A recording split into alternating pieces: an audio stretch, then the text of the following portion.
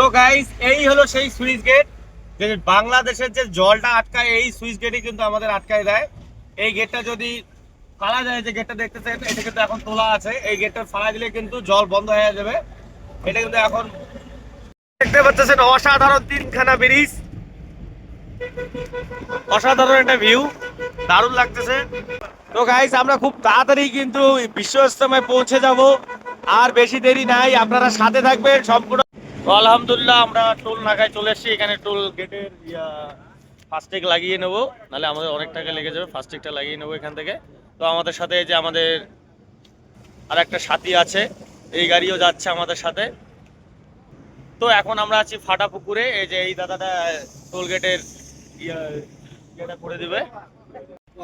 তো আমরা সামনে আছি, হ্যাঁ আপনারা আসেন। তো এনারাও কিন্তু এই যে রেডি হয়ে গেছে, এনারা ফার্স্টে করতেছে। আমরা এখন প্রথম টোল গেট পাবো গাইস। তো গাইস এটা কিন্তু আমাদের ফার্স্ট টোল গেট হবে। আর হ্যাঁ গাইস আমি এইটা ভিডিওগুলো কিন্তু ডাইরেক্ট শুট করতেছি, অনেকটা নয়েজ হয়তো হইতে পারে, কারণ গাড়ি বলে কথা।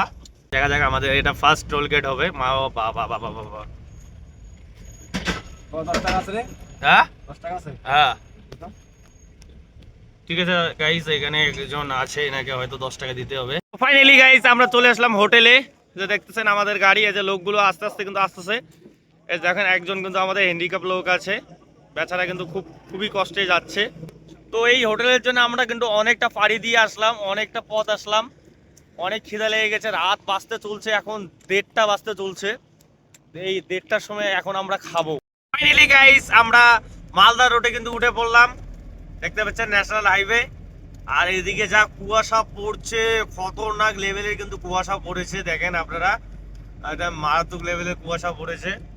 তো দেখেন আমরা কিন্তু এখন ন্যাশনাল হাইওয়েতে আছি, এখন যাইতে চলেছি আমরা মালদা ঢুকবো এখন। যেখানে দেখাবে মালদা কত কিলোমিটার আছে, এই বোর্ডটাতে দেখাবে। গাইস জাস্ট ভিউটা চেক করেন, দারুণ একটা ব্রিজ। আর নিচে লাইট গুলো চেক করেন, দারুণ লাগতেছে। কিন্তু আপনারা হয়তো ক্যামেরায় ভালো করে বুঝতেছেন না, কিন্তু ভিউটা অসাধারণ লাগতেছে। সুন্দর একটা ব্রিজ পার হইলাম আমরা। ওইদিকে দেখতেছেন আরো বেশি খতরনাক লেভেলের লাইটিং করেছে। তো আমাদের হুগলির সফরটা কিন্তু ভালোই চলছে মাশাআল্লাহ। ইনশাআল্লাহ আমরা খুব তাড়াতাড়ি পৌঁছে যাব, কারণ মানে আলহামদুলিল্লাহ এটাই যে গাড়ি আমার কোনো হিট হচ্ছে না, মাইলেজও খুব সুন্দর পাচ্ছি, আর রোডও খুব ক্লিয়ার। ভয়ঙ্কর লেভেলে কুয়াশা পড়ছে, কিচ্ছু দেখা যাচ্ছে না।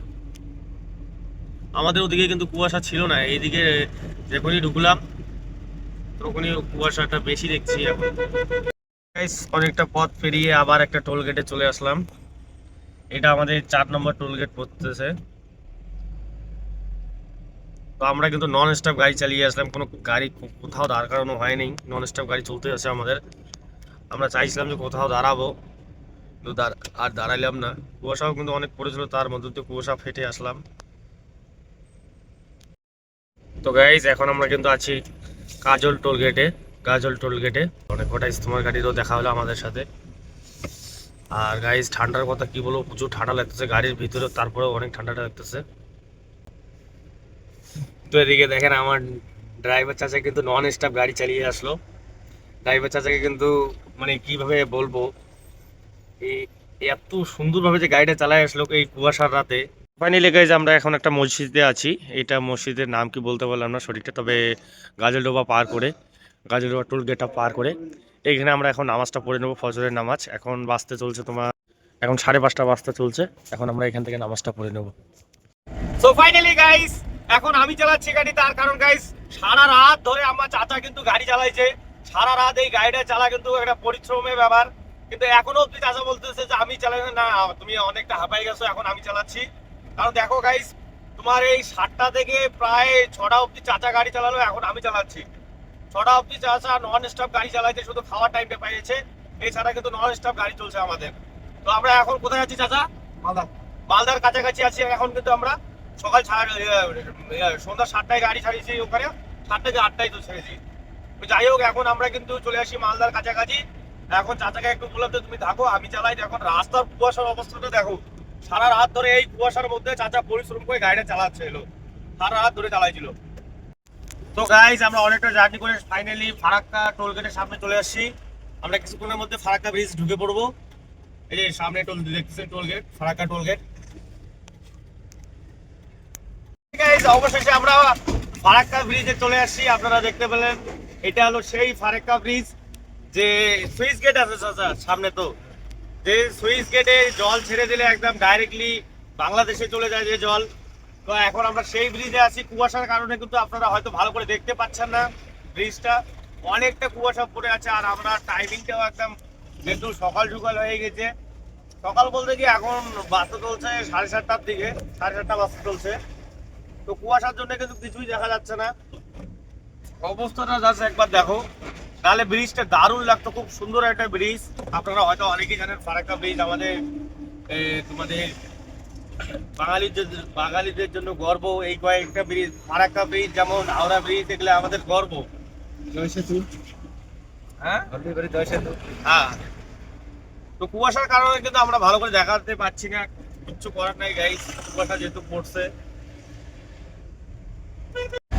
তো গাইস এই হলো সেই সুইচ গেট, যে বাংলাদেশের যে জলটা আটকায় এই সুইচ গেটই কিন্তু আমাদের আটকায় দেয়। এই গেটটা যদি ফালা যায়, যে গেটটা দেখতেছেন এটা কিন্তু এখন তোলা আছে, এই গেটটা ফালা দিলে কিন্তু জল বন্ধ হয়ে যাবে। এটা কিন্তু এখন তুলে দেওয়া আছে, কিন্তু জায়গায় জায়গায় কিন্তু ফালা দেওয়া আছে। এইটাই হলো সেই সুইচ গেট যেটা দুই দেশের মাঝে জল ভাগ করে। তো দেখেন এদিকে ট্রেনও কিন্তু চলছে, এটা শায়দ কয়লা লোডিং, হ্যাঁ কয়লা লোডিং আছে। তো আমি কলকাতায় এসেও দেখছি এখানে খড়, দেখেন একটা ভটভটি করে খড় আসতেছে। শুধু আমাদের ওদিকেও না গাইস, এদিকেও খড় আছে। আর সব থেকে বড় কথাটা কি, আমি কোনোদিন ভাবি নাই যে কলকাতার মধ্যে আমি এভাবে গাড়ি চালাবো। কারণ আপনারা হয়তো আমার ভিডিওতে দেখেছিলেন আমি লোকাল টিভি করতাম। আজকে ফারাক্কার মধ্যে, ফারাক্কা ব্রিজের উপরে গাড়ি চলে নিজের মধ্যে একটা গর্ব ফিল হচ্ছে, যে না আমি কিছুটা হলেও হাসিল করলাম আজকে। আমি কখনো এইভাবে কলকাতার মধ্যে গাড়ি চালাই নাই, আজকে জাস্ট প্রথম। এই যে গাড়িটাতে গেলেও এটা কিন্তু অনেক পুরোনো গাড়ি।